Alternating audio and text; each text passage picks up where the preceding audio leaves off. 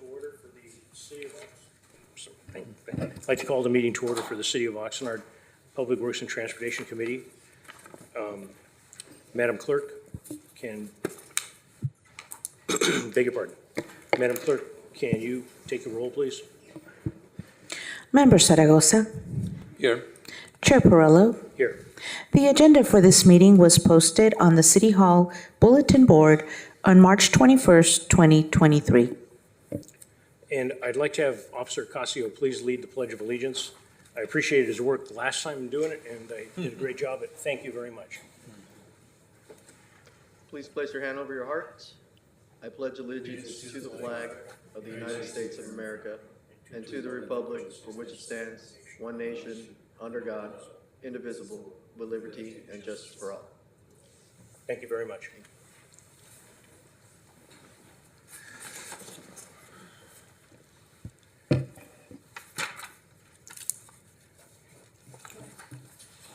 If I can ask the city attorney a specific question, there is something called a point of privilege of the chair. Is that just in my imagination, or is that actually something? Yes, there is. There If is, you'd okay. like to make a comment. Thank you. As a point of privilege of the chair, I'd like to just share this with you. On the way to the council meetings, a lot of people listen to the radio to get the music. I listen to National Public Radio.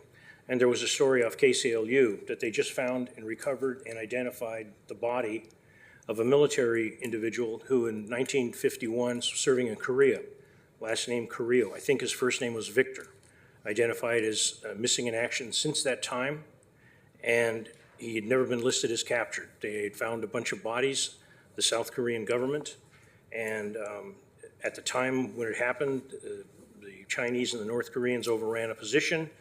Multiple people were never found. He's just been identified in Hawaii. They're going to have a burial for him in Lompoc. And it's a big deal to, again, science is an amazing thing. It's an amazing thing. And along with science come facts and evidence. I want to thank the mayor, Councilman Turan, and Councilmember Basua. The previous meeting was the finance. Until members of the organization sat through the last several years of the financial situation in the city, they have no idea how good news that was from the last meeting. And I want to thank everyone involved, the auditors, the public, management, everybody. Thank you very much. Okay, moving to the first item on the agenda, the minutes approved. Excuse me. Public comments. Oh, I'm sorry. And again, I do it myself. Right of privilege, got to limit it. Thank you very much, City Attorney. Madam Clerk, are there any public comments on items not on the agenda? And thank you, Mayor. Chair Perello, we have no speakers virtually or in person for this item. Okay, thank you very much. We have, the first item on the agenda is the approval of the minutes for March 14th. Are there any corrections or addendas to the minutes? Mayor, do you see any? No. The only thing that I would recommend, and it's not, normally we haven't done it, and I explained to the officer, oftentimes we don't give the acknowledgement to the person that leads the flag salute. I think that'd be something that our council and our city could do, because sometimes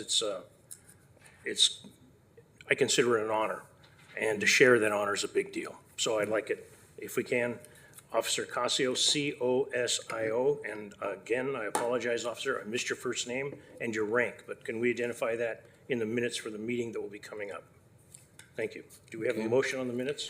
Chair Perello, excuse me. And Assistant City Clerk, I saw it, I forgot. Thank you very much. Are there any comments on the minutes? We have no speakers virtually or in person for this item. And Assistant City Clerk, thank you for keeping us on our toes. Thank you. Motion to approve. And I'll second that. Please vote.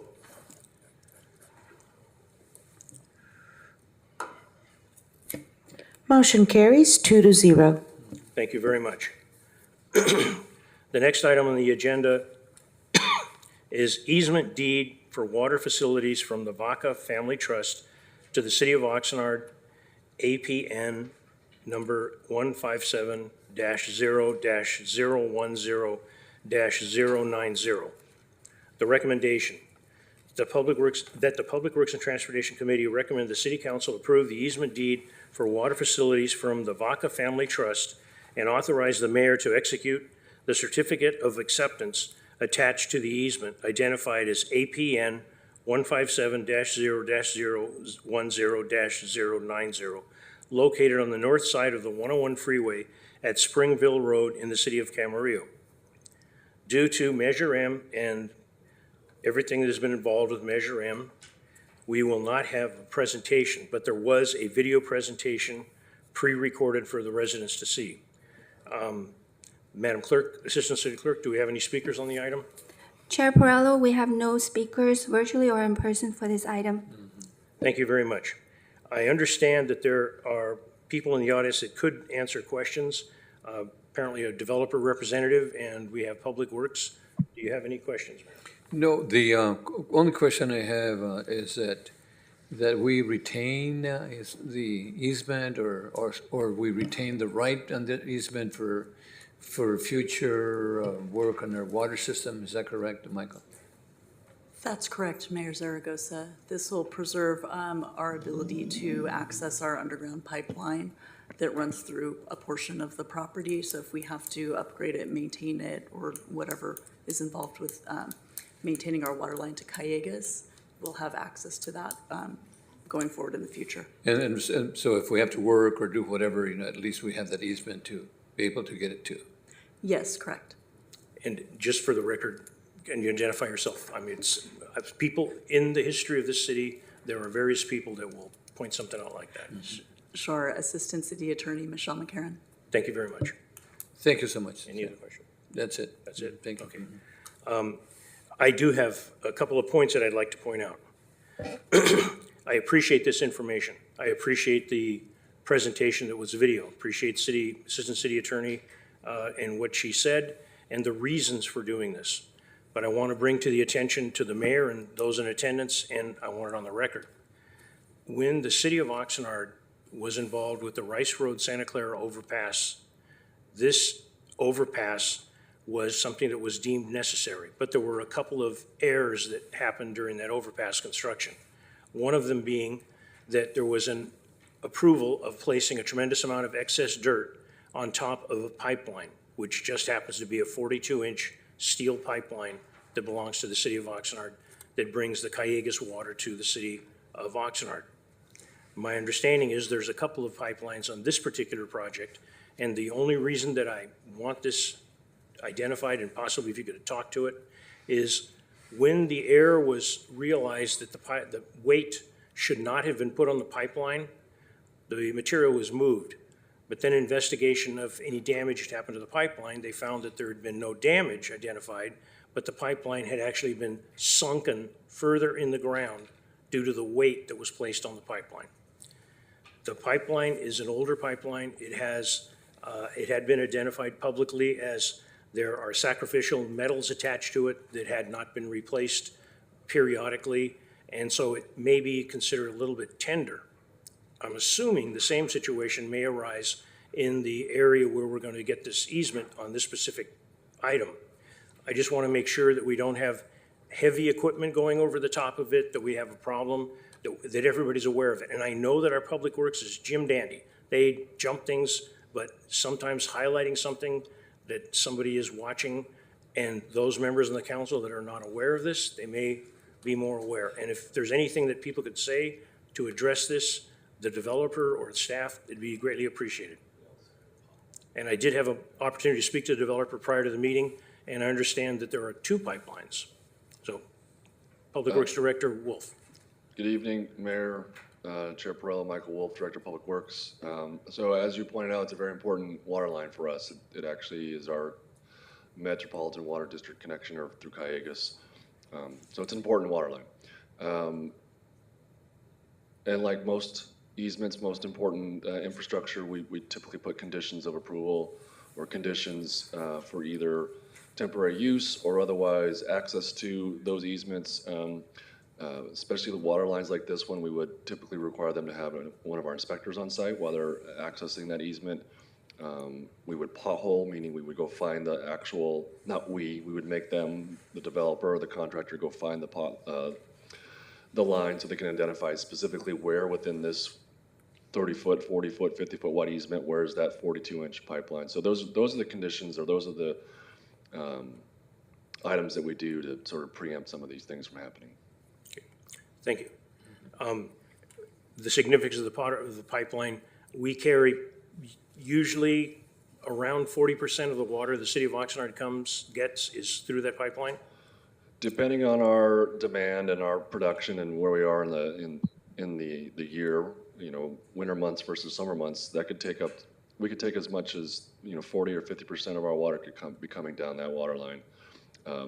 Also dependent upon our operations, if we have wells that are down for rehab or wells that are down for cleaning, it may even be a higher percentage, but anywhere between 40 and 50% is what's coming from Callegas.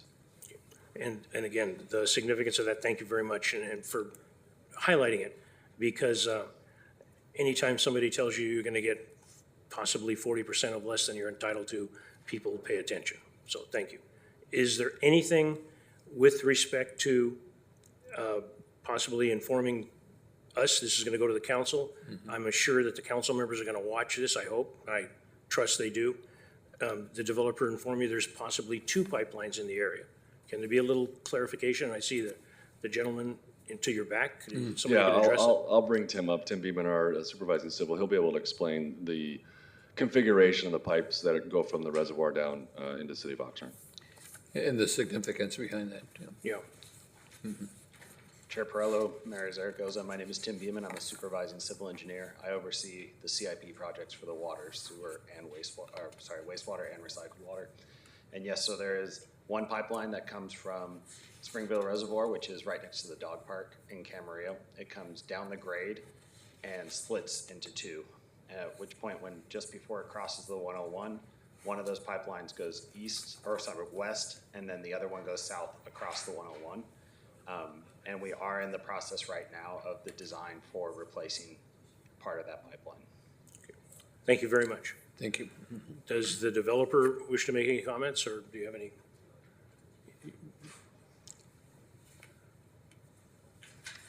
Councilman Perillo and Mayor, Mr. Mayor, thank you. I really don't have anything to add. I am here if you guys have additional questions, but I think Mr. Beeman kind of described and Director Wolf described things accurately. Thank you very much for taking the time and to be here with us. Thank you. Thank you. I have no further questions. Madam Clerk, Assistant, were there any speakers on this item? Chair Perello, we have no speakers virtually or in person for this item. Okay, thank you. I'd make a motion to approve this action. Second. Please go ahead and vote. Thank you to all the staff that spoke. Thank you. Motion carries 2-0. The next item on the agenda is amend budget appropriations. It's agenda item D2. Amend budget appropriations for public works for fiscal year 2022-23. Recommendation. It's a 3-part recommendation. That the Public Works and Transportation Committee recommend that the City Council approve, number 1, a project budget appropriation from insurance issued in the amount of $272,636 within the General Fund 101 for the Durley Park Concession Building Repair Project. Number 2, fiscal year 2022-23 budget appropriations from the available fund balance in the amount of $75,000 from General Fund 101 to the Stormwater Fund number 114 for the stormwater-related expenses. And number 3, fiscal year 2022-23 budget appropriations from the available fund balance for an amount not to exceed $500,000 from the Fleet Maintenance Fund for an unanticipated fuel increases through June 30th, 2023. Again, this is a presentation because of Measure M. There is a video presentation, but there is no live presentation. Madam Clerk, do we have any speakers on this matter? Chair Perello, we have no speakers virtually or in person for this item. Okay, thank you. Do you have any questions? Yeah. So Michael, so the $275,000, the $272,000, that is to rebuild the concession building there and also the bathroom at Durley Park, or is that, Was that money going from the insurance to the general fund to do the repairs? Is that the way it's working? So, Mr. Mayor, that is funds that we're gonna get from our insurance policy because of the fire damage to the concession building. And so it's not gonna replace the concessions building, it actually is for like repairs to the concession building based on the damage that the fire did. So, right now, that's the anticipated cost for those repairs. As noted in the staff report, if those costs actually exceed that 272,000 plus our deductible, we can get reimbursed for more than that, but it's only for like replacements. Okay, but that's needed, which I think is good. Steve, by the way, I was over the other day for the Helen Lopez field, and they were really, really happy, first of all, with the portable restrooms that we put up temporarily, number one, and potentially that we're gonna fix, the concession building, also including the bathrooms, is that correct, Steve? Yeah, which I think is really important for the community there. And the other thing, which is good, I was just going to say that, and the other thing that the $75,000 is for storm, for related expenses to the storm, is that correct? Right, so you can imagine that our operating budget for this fiscal year was done this time last year. And so there's things that we didn't know this time last year that we know today. Good things and bad things. Fires, bad things, good things, a lot of rain, but a lot of rain brings sometimes storm drain work. And so as we're going through this fiscal year and doing all of those repairs, we need some additional funding to make those repairs. We tried to cover it as much as we could with our operating budget, but there's some significant amount of repairs that we had to do based on the storm damages, so we're asking for additional amount of money for those repairs. And I think Michael and staff, that we're very fortunate because other cities have had major, major problems, and $75,000 is, I know it's $75,000, but it's minimal compared to other cities and other counties that have really, really had some major, major expenses, which I Right, and as the two of you heard as part of the council about the FEMA reimbursement that we're applying for. As we move forward with those funds, we may be able to get some reimbursement as some of those repairs fall underneath that reimbursement threshold. And lastly here, the $500,000 are moving from the available balance for fuel. I mean, that is really significant because that fuel is really costing us a tremendous amount of money. And people don't realize that, I think, ER, police department, the fire department really take the bulk of that fuel. So that's pretty significant that we have to transfer $500,000 from the budget appropriation from the Fleet Reserve Maintenance Fund, which I think is very significant. So we're paying now, what is it per gallon? Maybe Brian can. Good evening, Chair, Mayor Zaragoza, excuse me. So right now, I'll go back a little in January. January, the CNG really hit us hard, went from about 189 in December 2022. January 2023 went to $6 Oh, my God. per gallon. So we have approximately 50 CNG refuse vehicles, which we fuel on a daily basis. So that's what really hurt us. Since then, it has gone down in February and March. Our average right now for those 3 months is about $3.91. And this week, the gas is $2.31 for CNG. So we estimated for this budget adjustment about $3 per gallon for the 6 months to the end of the fiscal year. So with these numbers that you're seeing today, that $500,000 is expected for us to get through this fiscal year. Just up to June or so, yeah. Up to June. And you know what thing, Brian and Michael and Mr. City Manager, I got a lot of calls from the public saying, hey, the city has it made because they can buy fuel much cheaper than anybody else. But we pay the same and probably more than the general public.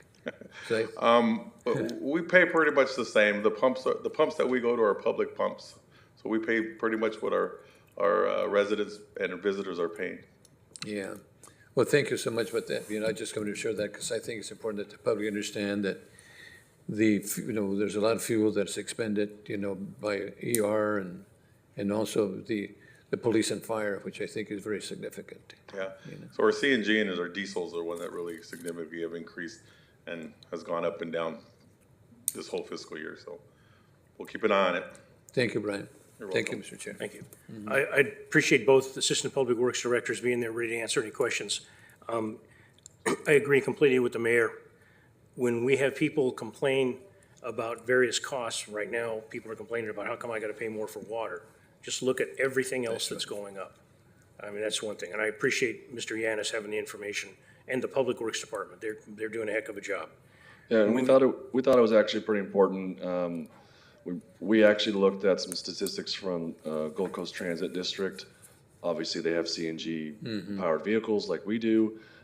We got some stats from them. Their January bill was $457,000, and their average bill before that was about $90,000.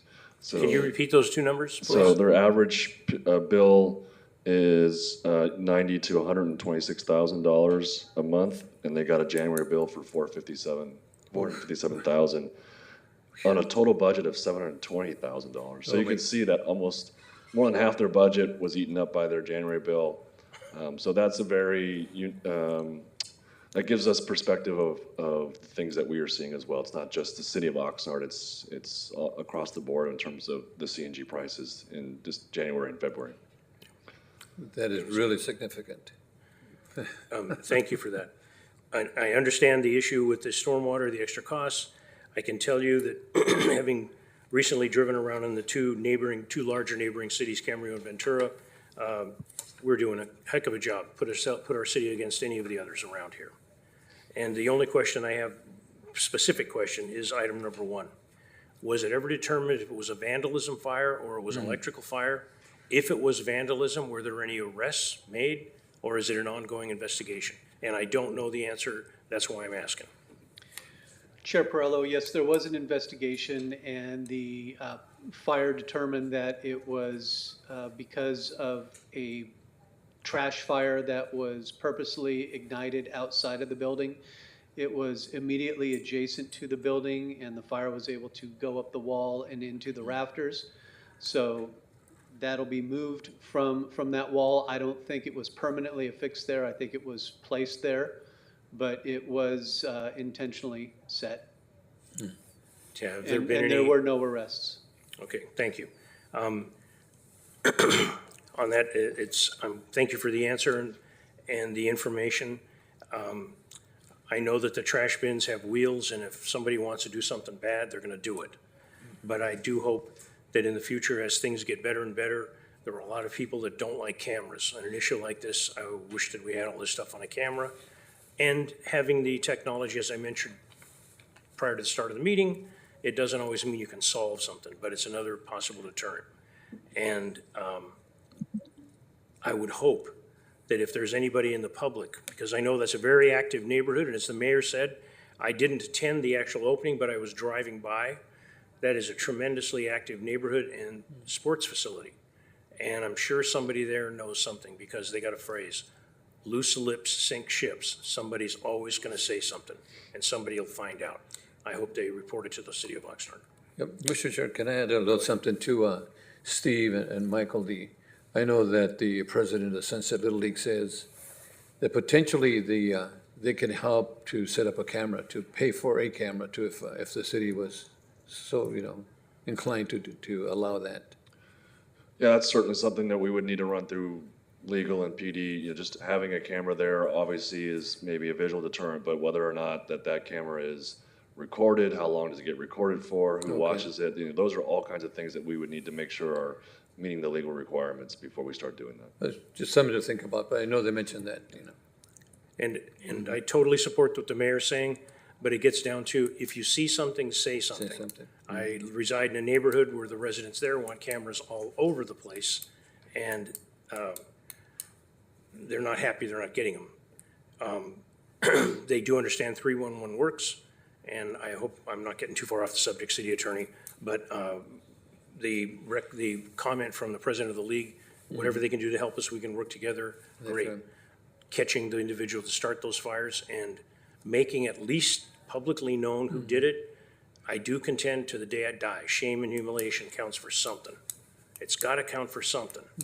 And a $272,636 bill, I'll tell you, would sure as heck wake mom and dad up.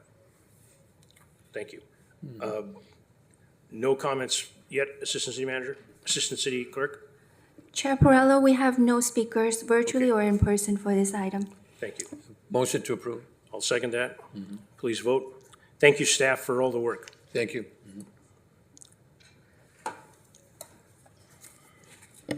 Motion carries 2-0.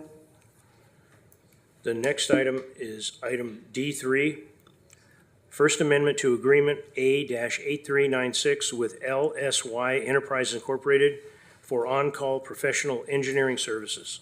The recommendation that the Public Works and Transportation Committee recommends the City Council approve and authorize the execution of an amendment to a professional services agreement for LSY Enterprise Incorporated in the amount of $500,000 for a new not-to-exceed contract amount of $1,500,000 for on-call professional engineering services.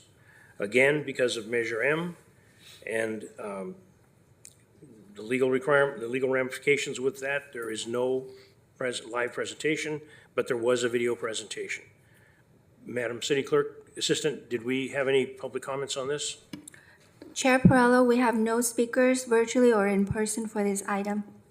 Okay. Mayor, do you have any questions on this? My understanding to Michael is that this amendment is needed for the LSY Enterprises for the on-call professional work for engineering services especially for the traffic engineer support.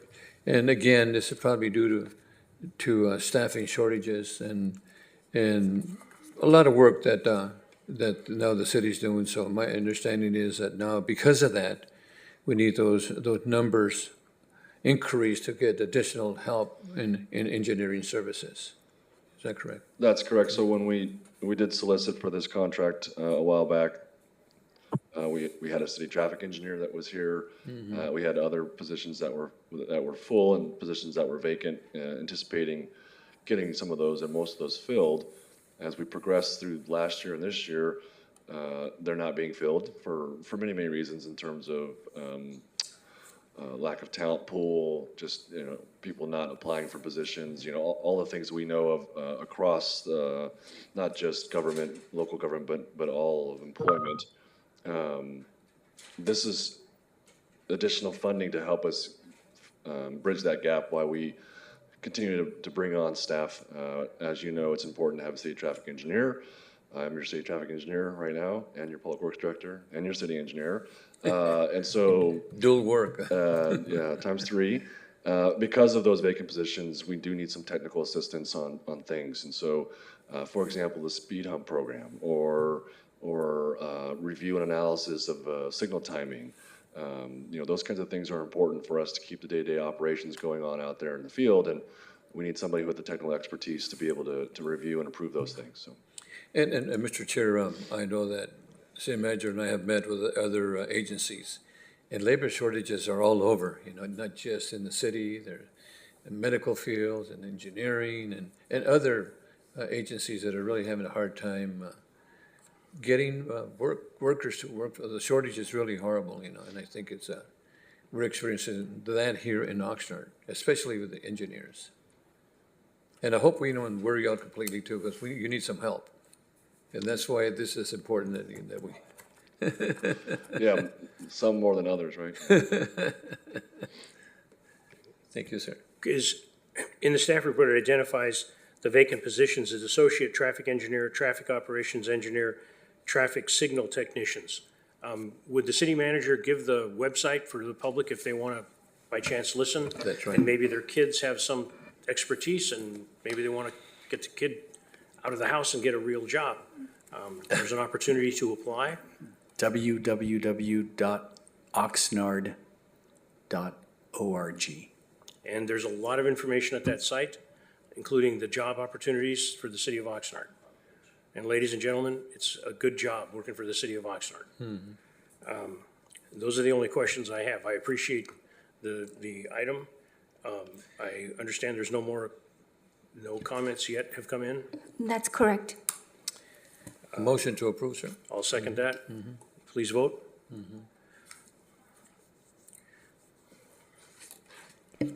Motion carries 2-0. The next item, number 4, we do have a individual has called in, and Mr. Brian Rodriguez wants to speak on D4. So when we get to that point, we'll see if he's still here. Oh, he's here. He's in person. Mr. Rodriguez, thank you very much. It gets extremely lonely here when nobody shows up. And so, thank you. Thank you very much. Okay, item D4, the subject, Sustainable Transportation Plan. It's a two-part recommendation. The recommendation that the Public Works and Transportation Committee, number 1, provide comments to the Sustainable Transportation Plan, and number 2, recommend that the City Council adopt the Sustainable Transportation Plan. Presentation will be live upon the consultant's request. Would you like to make a public comment now, Mr. Rodriguez, or do you want to wait till after the presentation? Personally, I think this is a smart move. Thank you. I want to thank the City of Oxnard, and I believe she's here, Ms. Debbie O'Leary. She's here. Thank you for your work on this. And we have, take it away, Mr. Wolf. Yeah, thank you, Chair Perrella, for recognizing Ms. O'Leary. She's done a lot of work for this project. So we received a grant in 2020 to do this project as titled Sustainable Transportation Plan. It's a visionary document. It's kind of a roadmap going forward of what we want to be.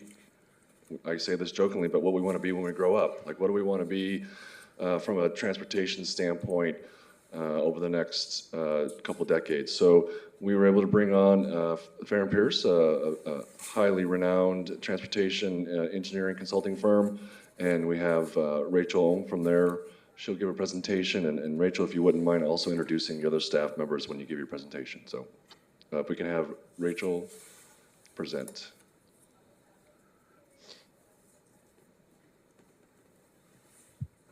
Alrighty. Just wanted to confirm, is everyone able to see my screen? Yes. Yes. Okay, great. Thank you. So my name is Rachel. I am with Farron Pierce, and I am joined with Chelsea Richer and also Matt Benjamin. And I'm going to have Chelsea start our presentation, so I'll hand it over to her. Rachel, excuse me, you identified yourself as Rachel. What's your last name? Ohm. Okay, thank you. Thanks, Rachel. Can everybody hear me okay? Yep. Yes. Great. Okay, perfect. Thanks, everybody, for having us present on this tonight. My name is Chelsea Richer. I work with Rachel at Farron Pierce, and I'm going to go ahead and take a look at the slides. Give me just one moment. Great. Okay. So, yes, so as was described, this document is really meant as a visionary document to lay a foundation for the city of Oxnard. It does include specific project ideas, but I think more importantly, it sets the vision and goals for the city moving forward into the future around sustainable transportation, really aiming to move the city from an auto-oriented environment to a people-oriented environment. And this effort really took place over the course of 2 years to understand the context and the environment that's currently existing in Oxnard, and all of the incredible momentum that's being built right now in shifting from auto-oriented to people-oriented, and really build upon that momentum to create a vision for the city and create that foundation to move the city forward. It really sets that strategic approach for project implementation and delivery. It builds a policy foundation for managing and responding to questions about trade-offs in the public right-of-way, managing requests to make changes from community members, and sets up the city to be competitive for grants, all in support of a healthier, safer, cleaner way to travel around the city. So why a sustainable transportation plan? As was described a moment ago, this is the product of a 400,000 plus grant to develop this visioning document, really relying on not just Fair and Peers, but also we had a large consultant team working on this, including Here LA, helping with many community organization events. We had Rincon consultants helping on the environmental side, the environmental science side of things. And also Kearns and West helping to lead some community engagement. Many of those folks have worked in depth in Oxnard before, so really bringing a lot of local knowledge and expertise towards this project. The project is structured around existing plans and existing conditions. It works to identify barriers for walking, biking, and transit, and then it ends in a section that really emphasizes feasibility and implementation for the city of Oxnard. And it all leans on input that we heard from community members throughout the course of the project. The plan is 7 chapters long. We're going to go through a few highlights for each chapter. So chapter 1 is an introductory chapter, and chapter 2 is essentially the planning approach for how we approached this sustainable transportation plan in Oxnard. We're calling this the framework report. We actually released this earlier in the planning process, and it's been standing alone on the website for the project as a standalone document, but it's also incorporated directly into the STP. And this chapter of the plan was drafted with input from many city departments and regional jurisdictions. We had an advisory committee across departments and across all of the neighboring jurisdictions, including folks from the school district and sort of a wide-ranging set of disciplines, helping to inform what the existing conditions are. We also used this document to establish the outreach plan for the overall project and really make sure that we set some goals and benchmarks for how we were going to conduct community engagement throughout the duration of this planning effort. So this chapter really provides a summary of those existing conditions, the existing plans that the city has adopted, all that foundational work and the momentum that's being built so far in the city, and it incorporates it in this map set that's pretty extensive in the project, in the plan. This starts on page 15 of the plan, and it goes on for quite some time. It's a big chapter, and would definitely encourage you to take a look at the maps. They're very interesting and demonstrate lots of fascinating patterns about how folks in the city are getting around already and how they're interacting with their environment in doing so. So as I mentioned, the plan was really underpinned by an extensive community engagement process. I'm going to go through just a few of the types of events that we conducted during the process and heard from the folks that really came out and chatted with us about what they need and what they want and how they would envision the city to develop over time and grow up into a place where there's sustainable transportation mobility options around the city that are affordable and available to them. So we had pop-up events. We really had the goal of meeting people where they already were spending time. So rather than inviting people to come to a standalone meeting specifically for this plan, which can be challenging to fit into people's schedules, we went to them. So we had 2 pop-up events in December of 2021. We popped up at the Oxnard Community College Market, which was a fantastic weekend event. We talked to lots of folks, and we popped up at the collection, really leaning on a lot of the holiday cheer that was happening at that collection already, and had a great time out there talking to folks for several hours over the course of these couple events. And I also wanted to mention that one major goal of the community engagement for this plan in particular was to really remove that language and literacy barrier that's often present for government-sponsored types of events, and especially for planning projects. So that was one of the main parts that was established in our community outreach plan as part of that second chapter, that framework report. And so we got to put it into practice during these pop-up events. We had community leaders from MyCop coming out with us and doing some translation into Spanish and also indigenous languages to help really bridge that gap and make sure that it was inclusive and accessible to folks. We also, our teaming partners here LA, designed really image-heavy materials that required as little interpretation as possible and were very intuitive to use and very eye-catching and engaging visually. So we heard lots of input through these events. The image on the left is actually a physical tactile board that people used rubber bands to connect their origins and destination points that we then were able to take and translate into a map to show travel patterns and where people were going around the city. And this really revealed some of the top destinations around the city, some of the top origins around the city, and why people were traveling within Oxnard, where they were trying to connect to. and how they were trying to get there and from which neighborhoods. So this really helped us move forward in identifying key corridors that Rachel is going to talk about a little bit later on.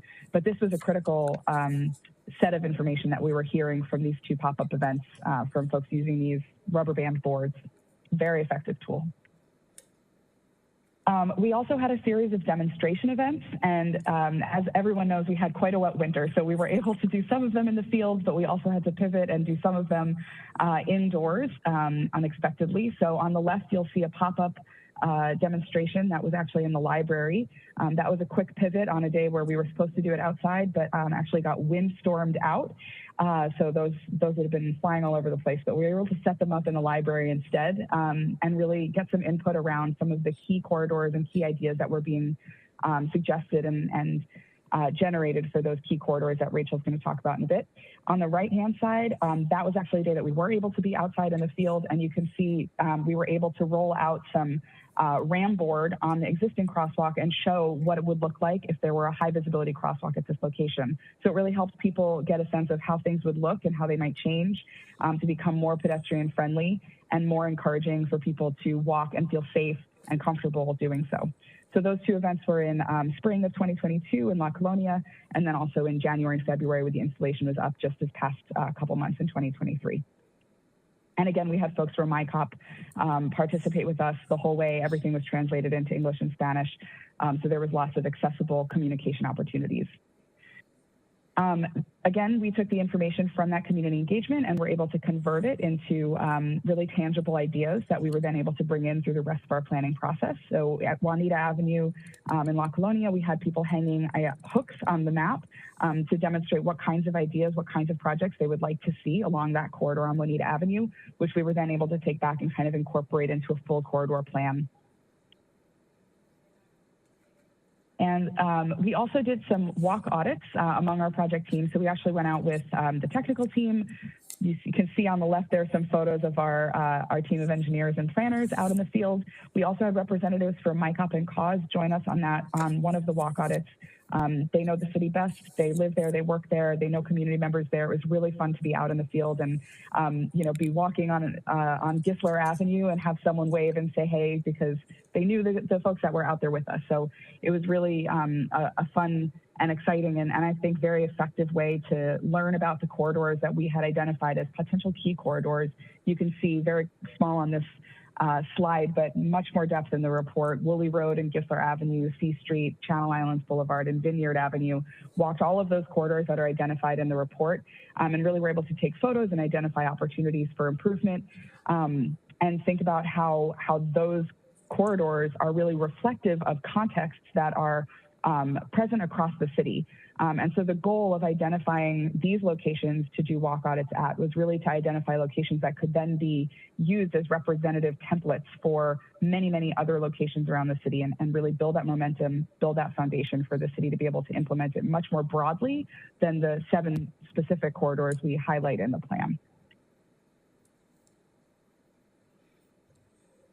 All right. Okay. And all of the details about the engagement are in chapter 3, starts on page 88. And I'll pass it over to Rachel now to talk about what we did next. Thanks, Chelsea. So moving along in the report, we moved to chapter 4, which starts on page 142. And it was really driven by all the community engagement, everything that we had heard. It came together in chapter 4, the catalog of enhanced streetscape elements. In other words, it's a toolkit that has different strategies, again, going back to shifting the city's roadways and land use patterns from being auto-oriented to more people-oriented. So we had a variety of strategies that span from mobility to greening and placemaking. And each of the strategies had a description and considerations for implementation, such as where to install specific infrastructure or the level of effort to implement these strategies to help inform the budgetary or staffing needs. And each of the strategies had plenty of photos to help illustrate what that strategy looks like. So just a couple examples on this screen here that I'll highlight. On the upper left here is an example of wayfinding. And wayfinding is a placemaking strategy that can help people navigate around a space, such as moving on downtown Oxnard to figure out where's City Hall or where's the library, etc. And then to the right of that image is a bioswale, which is essentially landscaping that can help capture stormwater. And so really addressing some of the flooding considerations in the city and helping retain more of the stormwater. And that's an example of a greening strategy. Next in chapter 5, very tied to chapter 4, but thinking about how do we implement the strategies that were identified in chapter 4, that's talked about in chapter 5, which is the policy recommendations. And the intent of these policy recommendations is to help provide a standardized workflow that can guide staff as they're responding to requests for specific improvements, and then also go through a process of prioritizing projects. So as shown on the screen on the left, this is on page 166, kind of have a mini table of contents for this chapter where we talk about all the different types of policy recommendations. Those cover roadway and traffic operations, land use and planning, and also greening. And these are not just limited specifically to the Public Works Department, but they really provide an opportunity for coordination across different departments, such as with community development and planning. And so in the policy recommendations chapter, in addition to a typical description and kind of the key elements of each of the policies, we also included what are some of the best practices, looking at guidance from the National Association of City Transportation Officials, which you may have heard as NACTO. So on the screen on the right, there's the Urban Street Design Guide as an example, and then also looking at best practices from state and federal sources. In addition to those best practices, this chapter also includes examples from other cities, just so Oxnard staff can see how these policies have been implemented in similar contexts.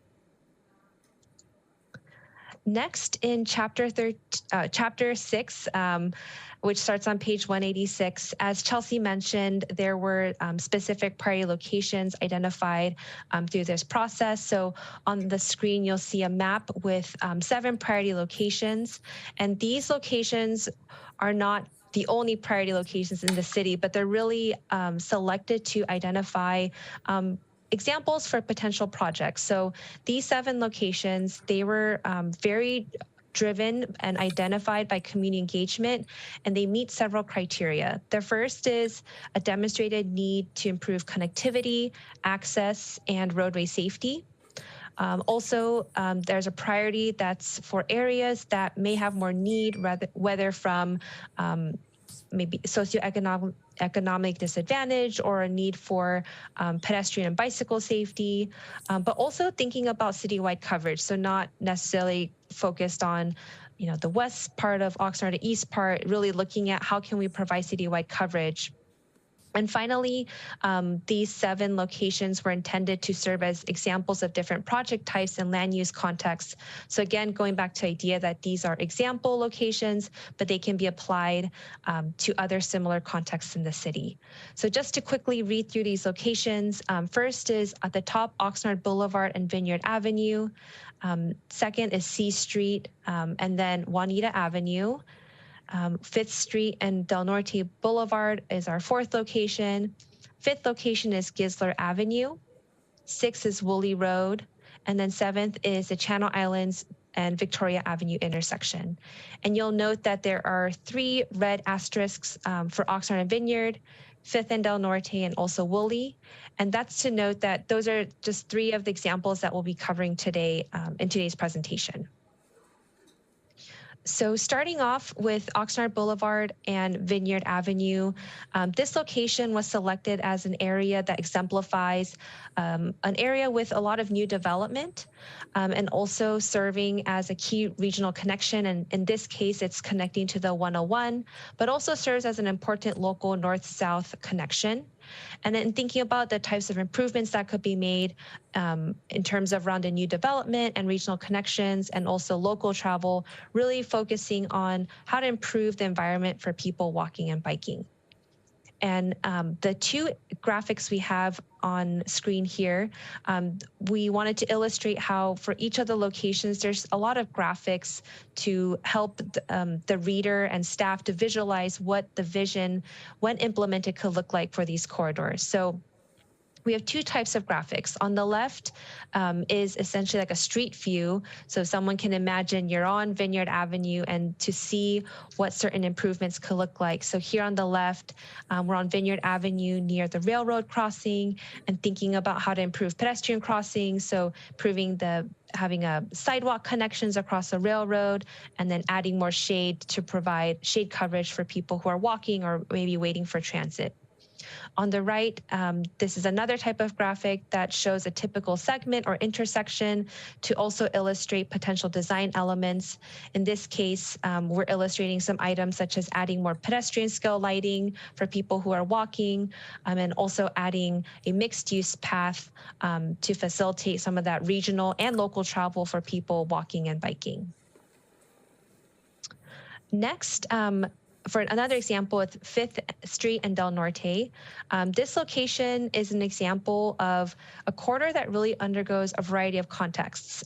For this plan, we look at 5th Street starting in downtown Oxnard, and as we travel to the east, it turns into a more relatively rural context, similar with Del Norte, and also thinking about how these two corridors can serve as a regional active transportation corridor. They're also mentioned in the city's bicycle and pedestrian master plans of bringing some of sort of that existing conditions analysis into our final recommendations. And in terms of thinking about the opportunities for this corridor, we really focused on, again, a lot of the bicycle and pedestrian and general mobility improvements, but also think about the employment connections towards the agricultural fields and the industrial uses along 5th Street and Del Norte Boulevard. Some of the improvements that are shown in this typical segment of 5th Street and Del Norte are opportunities to add shade, again, for people walking, biking, and waiting for transit. And then also thinking about how there can be improvements to connecting, crossing 5th Street or Del Norte, as there's a lot of long stretches right now where there aren't formal crossing opportunities. And finally, our last example for tonight is Woolly Road. We had kind of a changing context along Woolly as well. One of the primary considerations for Woolly Road are a lot of the challenges that have been faced in thinking about improving bicycle and pedestrian connections across the railroad. But then also there's another context for Woolly Road where there's not a railroad in the middle. So we made sure to think about how bike and pedestrian improvements can be applied along the corridor as the context changes of having a railroad and not having one. So on the left here, that's a typical intersection example of Woolly Road that does not have a railroad in the median. So really thinking about how to improve pedestrian crossings, maybe some bulb outs to help slow vehicle speeds and improve pedestrian visibility, and also incorporating more trees to provide shade and cooling opportunities. And then on the image on the right, we have another typical segment of Woolly, but with a railroad in the middle. So still thinking about how to improve pedestrian connections and access across the intersection where the railroad can pose as a barrier. And then given that there may be some more constraints in terms of implementing trees in the median, thinking about how we can still make a good use of the space and incorporate drought-tolerant landscaping. So the intent of all of these locations is really to not necessarily say, here's what a project should specifically look like, but we really intended to provide a kind of, again, sort of like a toolkit, so different options for implementation. So in thinking about all of those different options, and because the context may change, funding constraints may change, or there may be new types of infrastructure that the city may want to consider, we really made sure to set up all of the priority locations and their potential options to be flexible, but ultimately leading towards helping the city achieve the vision of improving pedestrian and bicycle access, improving sustainability and connectivity opportunities for people. And so in Chapter 7, which starts near the end of the report on 272, we really outlined what are all the different types of considerations that the city may want to go through as the time comes to develop projects for each of these, either for the priority corridors or for different locations that have similar challenges or contexts as these priority corridors. So we've got a list here of all the different kind of considerations we go through, but they can really ultimately be framed into 4 buckets of thinking about what's the additional community input that needs to be gathered to finalize these projects, what are some considerations around engineering feasibility, what are the funding options, whether from city funds and the CIP or thinking about grant funding opportunities, and also the need for interagency coordination, such as coordinating with neighboring jurisdictions or more regional agencies such as the railroad. But ultimately, all of these options and considerations are, again, going back to the culture shift.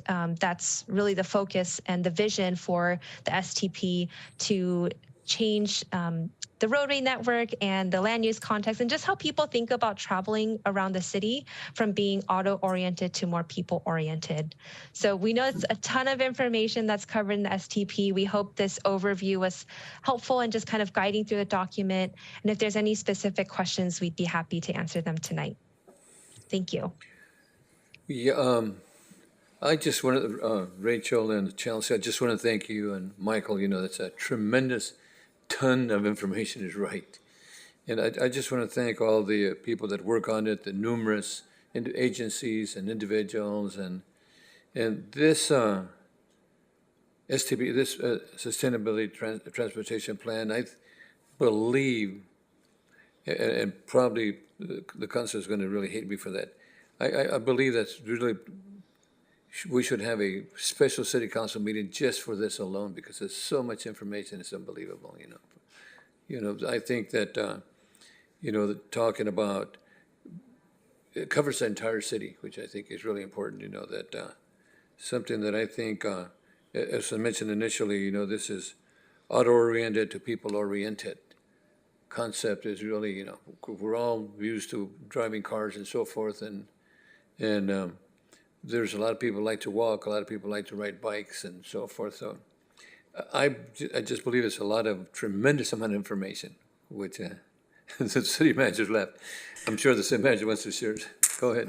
So you'd like for us to schedule a special council meeting? I think it's important because this is really, really, Michael, really good information, and I like it because it's in Spanish, it's and it's in English, of course, and then also with the Mixteco community and others, which is extremely important, so I just want to, that's a tremendous amount of work, and it covers the entire city, which I think is great, Yeah. Mm-hmm. Thank you very much to the 2 speakers. You're very gifted speakers, and you're able to talk a lot without taking a drink of water. I'm impressive on that. A couple of things I'd like to point out. I think the mayor makes an excellent point. This is for the future, and that's going to be long after I'm under the ground. But it's going to be here in Oxnard, and there's an opportunity. I would like to see the neighborhood councils basically be put to the task. Every neighborhood council, bring this to your neighborhood council so you generate some questions for the different regions throughout the city of Oxnard to bring them to the council. Because as tonight, and again, my hat's off to Brian Rodriguez for taking the time on a Tuesday night to join the overwhelming crowd that is here and partake in a public dialogue where your voice counts. You're gonna have a tremendous impact tonight.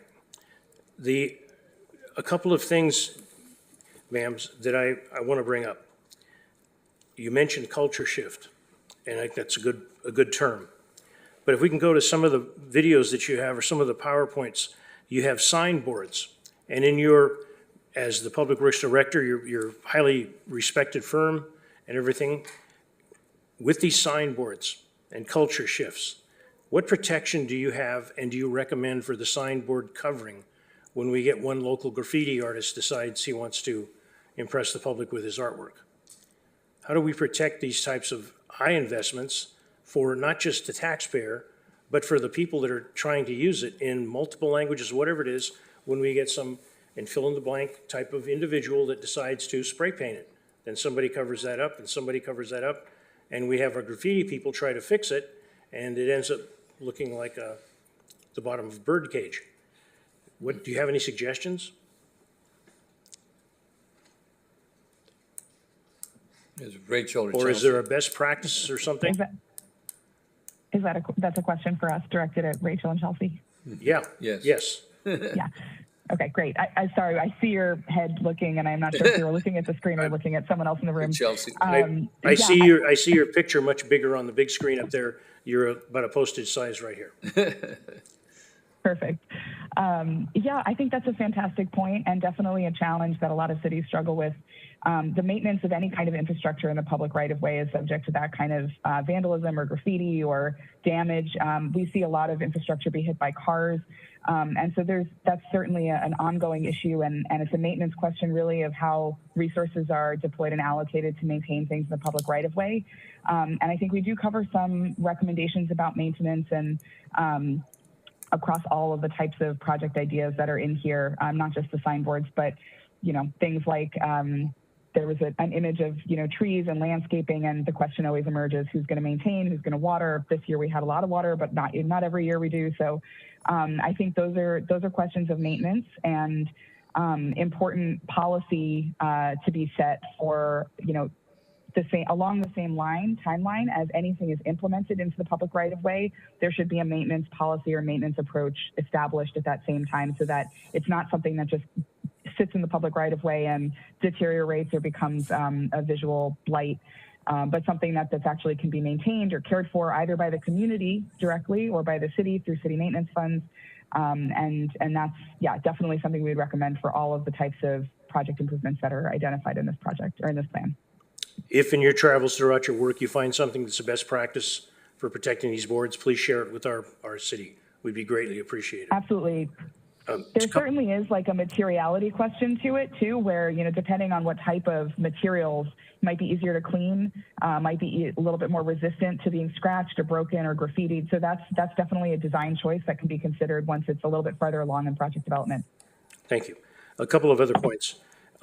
One point that I found really interesting, and it's a little common sense, and I brought a smile to my face, your use of the rubber bands to show the travel. That was very clever. I think that was really clever, and I hope we can use it in some of our projects going forward, because you got a picture's worth 1,000 words type thing. The second is, you've touched on it, the drought tolerant and the shade trees. As you travel through the city of Oxnard, you'll find a tremendous amount of palm trees, which add, in my opinion, extremely limited shade, but they add a tremendous amount of work when the palm fronds fall and the berries and everything else. Because of living in Southern California, there's an assumption we can grow and raise everything, and there's ample water. This year is a unique year, and I know that the city is, I believe that the city is going to be looking at what do we want to do with medians and what do we want to plant. Do you have any suggestions as far as drought-tolerant plantings? It's easy to plant a tree. It's difficult to take care of it, the damage that they can do, the bad PR that they can do. Somebody likes it, somebody doesn't. Somebody wants it trimmed, somebody doesn't. Do you have any suggestions on the drought-tolerant stuff, or is that not part of your expertise? Rachel, maybe you can remind me what the tree policy recommendation covers in Chapter 5. We do have some recommendations about development of policies that relate to landscaping and trees, street trees. I believe there is already a tree policy under development or in the process of being updated. I think we did our best to coordinate with what's in process already for the city. But I don't believe there is a drought-tolerant palette or anything that's been created for this plan specifically. Rachel, is that correct? That is correct. So we didn't go into the detail of identifying like XYZ type of landscaping is recommended, but we definitely did coordinate with the city staff who do tree maintenance and general landscaping maintenance, and getting their feedback on what are the considerations we should reflect in this report. So really thinking about, is there is there a right tree and planter fit? What are the watering requirements? So definitely got that documented. We also made recommendations about, if you do have a tree, maybe there's an opportunity to put some low-level landscaping at the base of the tree just to help with some soil retention and avoid kind of soil erosion or kind of having excessive flooding. So we definitely touch upon the points of what are the considerations that should be incorporated, but in coordinating with city staff, our understanding and our sense is that there's definitely the knowledge and expertise on the city side. It's a matter of just kind of, as Chelsea mentioned, the tree policy is being updated, so incorporating that and just kind of keeping an eye in any upcoming project. Are there opportunities to incorporate drought-tolerant landscaping moving forward? Thank you. The reason I ask those questions, I'm looking at your Woolley Road and Victoria Avenue and C Street, and I'm looking at Fifth Street and C Street and Del Norte, and I see, especially C Street and Del Norte, a lot of trees going in there. If you've talked to our staff, I trust the people we have in Public Works, the assistant directors, Mr. Yanis and Mr. Howlett, they know what they're doing, and so we'll probably work it out. Those are the only questions I have. Do you have any more? No, I think you said initially that we need to convey this information to the public, maybe to the neighborhood councils, to different venues, and I think that's important that we do that so people can understand what we're trying to do here with the orientation of autos to people-oriented concepts. And before I call Mr. Rodriguez up, I have one more question of staff. On the presentation, and the consultants can listen to this too, we show on page 224 of the staff report, permeable parking places along the street, and we also show on page 222 where we use gray cool pavement. In the gray cool pavement, if the consultants can answer this, have you found there's much of a cost difference from gray cool pavement to normal pavement? And is there a difference in the life expectancy? Yeah, absolutely. That's a fantastic question. Very detailed. There's 100% a difference in the cost of that kind of pavement treatment over what's typically done. And it's both because of the material, but also because of how it's installed. So the typical gray cool pavement is actually a coating that goes on over your existing paving. And there is a maintenance requirement with that. It usually needs to be refreshed every couple of years. And that's a pretty new strategy that's being tested as a pilot in some cities in Southern California and Arizona. So the lifespan on that is really, still evolving, and the materiality of that is still evolving, but it is definitely have a maintenance cost that's on a faster turnover time than some of the other kinds of pavements that you see with asphalt and concrete and even pavers. Like you see here in the top right. The top right is permeable pavers, and that actually allows for water filtration and intrusion into the public, into the groundwater, instead of running off to the side of the curb and draining out to the drain basins. And the lifespan of that is also probably going to be less than the asphalt or the concrete, only because it's a little bit more permeable, which is why we recommend it for the parking lanes and not the travel lanes, which have a little bit higher of a demand on them from an engineering perspective. So it allows for that permeability, but it also puts it in a place where the physical demands aren't going to be so great that it gets torn up in a year or two. Thank you, because I appreciate what you mentioned about the light, the gray paint and the Southern California and Arizona. We're very fortunate in Oxnard to live next to the Pacific Ocean. So the ambient, so the summertime, it can get hot, but not like other places. The question of the permeable, you mentioned in the parking area. One of the problems in the city of Oxnard, it's not a problem, it's one of our excellent services we provide. We have trash pickup at the front of the house. So we would have the trash trucks running over this permeable. What is your experience with trash truck weight on these permeable areas? I'd have to look into the specs specifically for the weight that it can support. So I don't have an answer for you on that particular question. I do think that there are other places that do trash pickup where they bring it to the edge of the parking, or the parking truck actually doesn't really have the opportunity to get to the curb. The trash pickup truck doesn't have the opportunity to get to the curb because of all the vehicles that are parked there. So unless there's alternate side of the street parking on the days where there's trash pickup in addition to street sweeping, that's a maintenance consideration that would definitely need to be thought through a little bit more carefully before it's implemented. To me, that's a very impressive, informed answer. Thank you very much. Those are the only questions I have of the consultant. Does staff want to add anything, or You want to bring this, or public comment for Mr. the Rodriguez, would you please come up now? And thank you for being patient. And again, I want to compliment you on waiting till the end to get an opportunity to hear a presentation. It may add something that you want to ask, and hopefully we can get some answers for you. I would just start off and say that I 100% support the mayor's request for a special meeting on this. I think it's incredibly important, and I think it allows you to have a frank conversation on how much of this could actually be accomplished and by when. I think that's really important, and so thank you, Mayor, for bringing that up. I also have to thank the consultant and city staff and just everybody who was involved in making this document. I thought it was very well done and very comprehensive. Just the outlining of the various guiding documents in the beginning was really helpful for me to kind of get a sense of the scope of this work. So thank you for that. I do just want to point out the beach map. I forget the page number, but access to the beach, I thought that was incredibly unfortunate of just the inequity there of having that beautiful resource in our city be closed off. So I hope staff could look seriously into potentially funding a shuttle. I know Emeryville in the Bay Area has a shuttle to their marina, and I know the report also included Long Beach, so I hope that could be explored. And I also want to thank the consultants for including the policy recommendations towards the end. I would urge the council to pass all of them, but particularly the quick build and the daylighting. It's not referred to as daylighting in the document. It's referred to, I think, as pedestrian crossing, but the quick build, I think that's a perfect way to get the neighborhood councils involved. Slapping a coat of paint on the sidewalk and, buying those $33 delineators and just popping them up in some of the most crucial, most dangerous parts of our city, I think could be done relatively quickly, and is a great way to kind of get the youth involved. And, some of the wiser urbanists who've been doing this for a while in this city, like Steve Nash and Roy Prince, and people who are dedicated to this work. So I would hope the council explores that.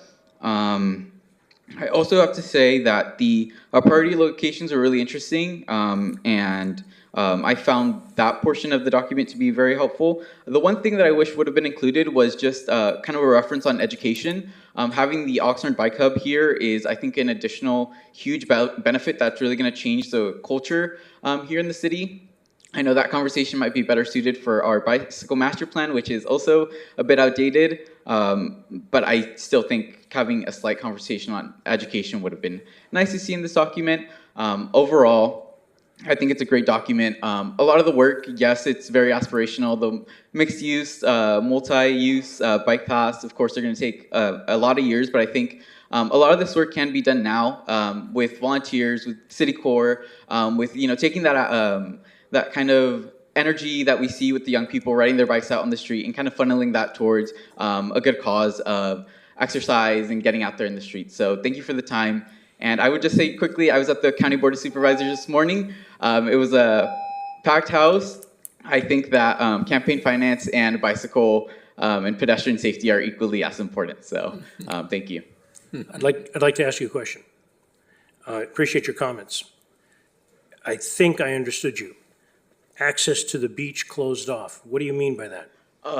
So right now, I don't believe there's a Gold Coast line to the beach or like any kind of safe, direct bike lanes or like bike parking there. I think, adding, a bike rack or a mobility hub at the beach and kind of working with Gold Coast to maybe have them do a shuttle, that'll be a lot better for residents, considering we're having the aquatic center, having them swim, but also making sure that they actually get to the beach to be able to swim on our beach. So that's, what I meant by kind of having it closed off. Okay, thank you very much. Thank you for attending the meeting. Thank you. Good. Chair Perello, excuse me. Yes. We have no additional speakers virtually or in person for this item. Thank you very much. Maybe Michael might want to. Mike, Mr. Wolf, Director of Public Works, do you have anything you'd like to add, or? Just a couple of things to some of the questions that the committee members asked. So I wanted to kind of layer some of these documents. You talked about drought tolerant landscaping. So if you imagine this document that we're talking about tonight is an overarching document.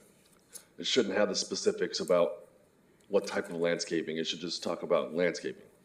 And as you know, we're working, or maybe not, we are working on updating our landscaping standards. And so that will be where the document lives in terms of drought tolerant recommendations, tree recommendations. We have the DUDAC report, which I want to say is over a year old. That's our tree report. So all of those documents kind of live underneath some of these larger visionary documents. So that's where we would have some of those details. So I just wanted to answer that question. Thank you very much. Ms. O'Leary, do you have anything you'd like to add, or? No? Okay. I appreciate all the work, and for the consultants also, all the work that went into this. As the mayor said, there's a tremendous amount of information. And I do hope that neighborhood councils will take an opportunity to read it. There is not one neighborhood council in the city of Oxnard that I can see that is not touched by this information. And I would hope that they would have some input in any actions going forward by the council.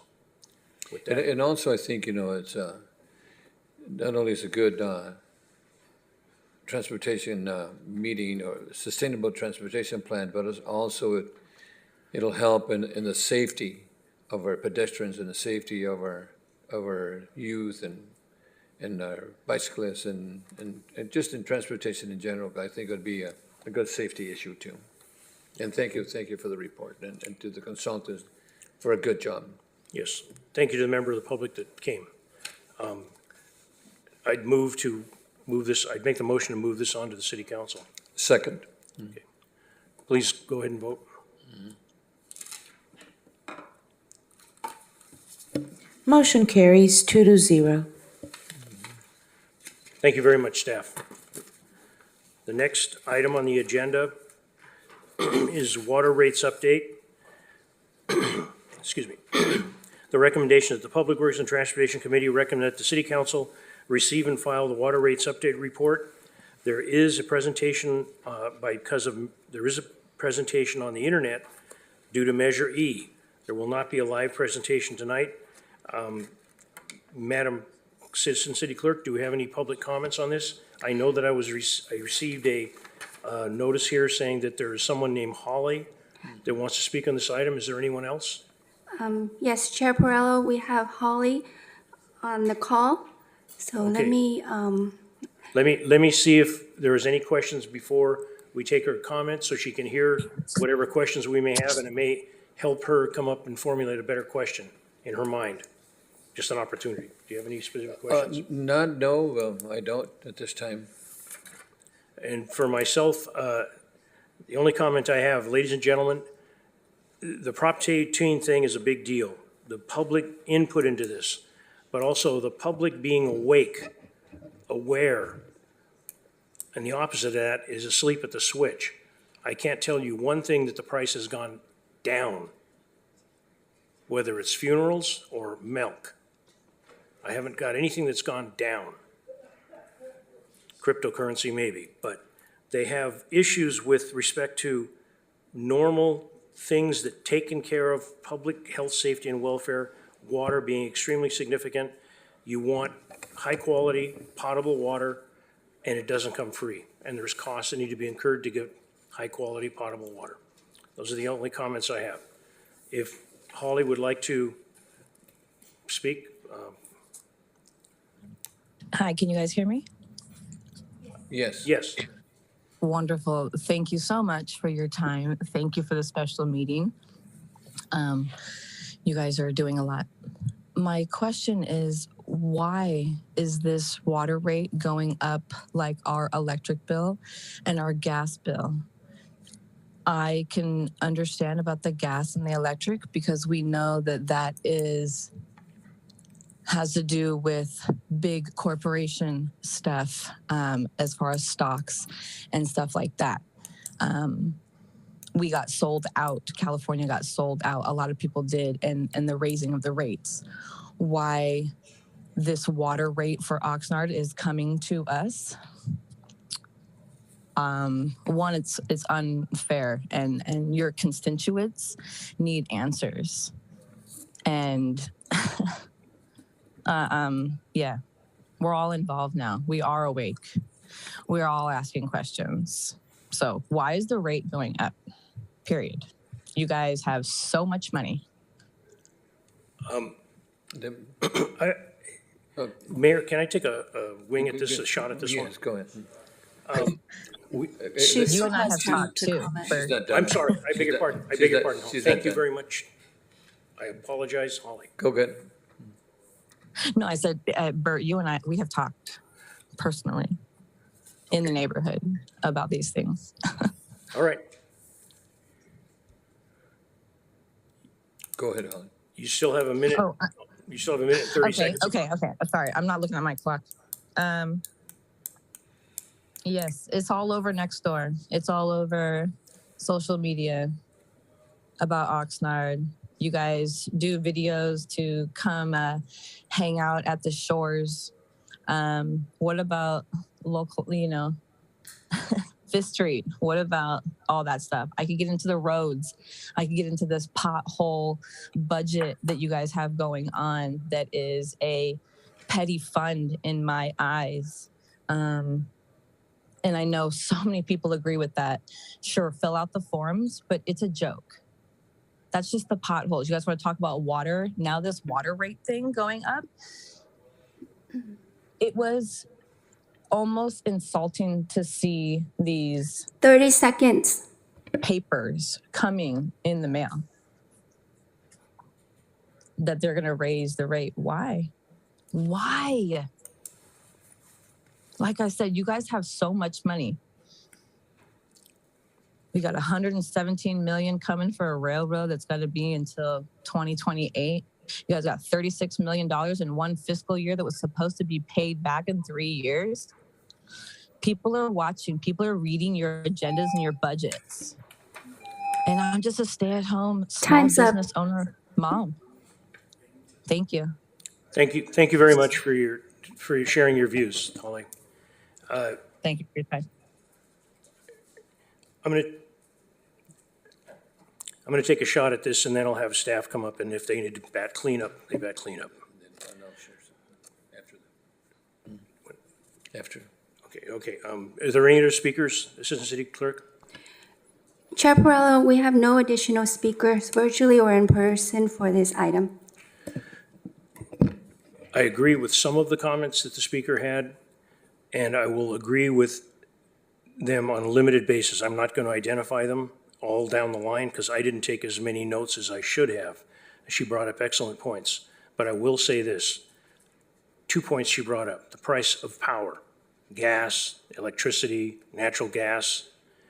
We receive water from people that have to pay those same increases, and those increases are passed on to the city of Oxnard. And when we blend our water, we are buying water we receive water from various sources. Some we pump out of the ground, some we buy from our source. The local source would be United Water Conservation District, and some, the most expensive, we get from Callegas. We blend to the quality to make potable water and to the cost in an attempt to keep the costs down. We continually have to repair things in the water department. Any enterprise fund is it has to stand alone. It doesn't suck off the hind tit of the general fund. It doesn't work that way. They're standalone. They can be bailed out, but there are certain ramifications when that happens. And when the enterprise funds need money to move forward and to stay solvent, there are choices that can be made. Reduce services or attempt to increase costs to cover the costs of those services. We have certain standards that have to be met according to the state and human decency. That's clean, potable water. We're specifically talking about water right now.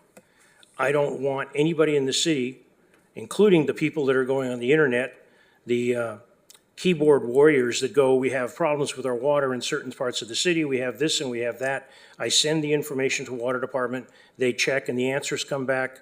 The water to the connection from the city is clean. If there's a problem, material coming into the home, there's a problem with the lateral owned by the property that the city services water to. That's where the problem is. If there's a problem with city water, it's repaired. Those repairs cost money, time, service, and material, and labor. Those costs do not go down. All the costs of everything from a set of tires for the truck, the fuel for the truck, the labor for the person doing the work, the glue to put the pipes together, the inspection material to find out what's wrong, the meters to be calibrated, the chemicals to be purchased to get the quality water, nothing that I know of, the price has gone down. Through the incredible smartness of the city of Oxnard, we're trying to purchase large volumes of material by partnering with other communities and organizations to get a better break. But even if you buy 10,000 bags of chewing gum, you will get a smaller price break than the person that buys one bag of chewing gum. But you're still going to pay more for the chewing gum than you did a year ago, much more than you did 10 years ago. Those are just unfortunate facts of life. The other part about the city is flush with money. The city is in a position, and I hope, like your first name was Holly. I hope, Holly, you go back and you watch the Finance Committee, the first item on the agenda, the audit, and what transpired with the audit. We are in much better shape than we were before. We are not sitting in high cotton, high, money floating out of the storm drains. We're not that way. We are working with the funds that we have. We're fortunate to have the funds that we have. Chair And- Perrello, I'd like to just I'm caution going you for too us far? to Okay. stay on And I task will for this take item. the, Okay, thank you. my apologies to the Assistant City Attorney. Okay, so that was my shot. If someone else wants to answer the gentleman, I beg your pardon, the mayor wanted to go next? Yeah, And then I- a member of the public staff. I think you said something important, that I think we're taking steps right now to keep our utilities, our enterprise funds solvent. And I think it's important that we run those utilities like a business. And I can just back up a little bit. Look at the gas companies, Southern California Gas. I was paying $98 a month or so. I got a bill the other day for $400 and plus dollars. Edison now wants to raise their rates. The service stations, every single day they raise 5 cents, 6 cents a gallon and so forth, or five. Nobody complains about that. Here we're trying to keep our rates, as you mentioned, Mr. Chair. We pay for pass-through costs from United, from Callegas, and we also have to blend our water, which I think is really important. I think it's important that we look at our utilities and make sure that we phase our rates over time as opposed to not raising rates for 3-4 years and all of a sudden now we got to raise the rates by $1 or $2 or more or 50% or 60%. This way we're phasing like any other business every year enough money to keep our water department solvent and make sure that we provide that service as a lifeline item. This is not like going to buy any candies or cookies and so. Water is extremely important for all of us. It's a lifeline item, not only for residents, for commercial, for industrial. And I think it's important that people support us. And we're doing it through 218, the process of 218, when we submit those items to our residents to make sure that they understand they have the right to look at Prop 218, to make sure that they were doing the proper thing for our residents. But I think it's important that we keep those utilities solvent and make sure that we keep that lifeline on. When I turn my faucet on at home, I want that water to come out. When I flush, I told you I want the material to go. So that's a lifeline item that's, I think, extremely, extremely important. And the rates that we're proposing are minimal compared to what Southern Gas and the other folks are charging. So thank you for that. Staff wanted. Good evening, Mayor, Chair Perrello. Joe Marcinko, Assistant Public Works Director. And I appreciate the words and the insight that you have into the operations of what it takes to provide an essential service like water. As you mentioned, Chair Perrello, we're an enterprise fund. We're self-funded, and we haven't had a rate increase since 2018. Since then, a lot of our costs, expenses for the operation of the water utility have gone up, and we haven't raised rates to be able to account for those increases. So recently, we've partnered with Raftellus, our consultant, to do a cost of service study. As a result of the cost of service study, this is where we formulated what it takes to pay for the operational increases that we've incurred, like the water increases, like the chemicals and material increases that have gone on over time and continue to go up. And so as a part of the cost of service study, we're looking at the increased cost of providing this essential service and what it's going to take for our income to be able to match the costs for providing this service over time. So that I highly encourage our residents to be able to go in and look at the rate study, not to read it like a novel, but to look at it and read it like you're balancing your checkbook. This is expenses going out, expenses going in. We have a lot of infrastructure that needs replaced and repaired. As you said, the cost of water, it's 40 to 50% of our budget. That continues to go up every year. So there are those things that we need that are essential to the operation of the water utility. It's a health and safety issue, my goodness. It truly is. It truly is. Yeah. Mr. City Manager, would you like to add anything to the comment that the speaker made about we're flush and we have all kinds of money? No, but I am heartened to hear that people are beginning to read our staff reports. I think that's very important. Thank you. Okay, thank you. Any further questions? I'd like to make a motion that. I will second that. And I want to thank the public comment, but I'm willing to talk to you anytime. And thank you to the speakers. Yes, thank you very much for the people that have stayed tonight, Public Works Department and city staff. Thank you.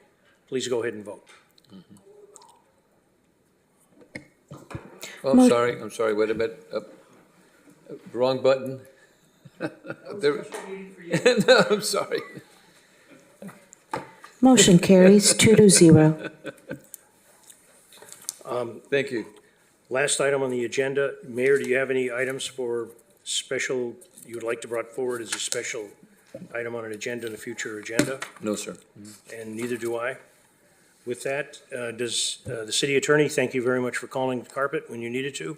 And public service staff, thank you. City manager, would you like to have a closing argument or statement? Just good night. Okay. Good night. Thank you. Good night. Thank you very much.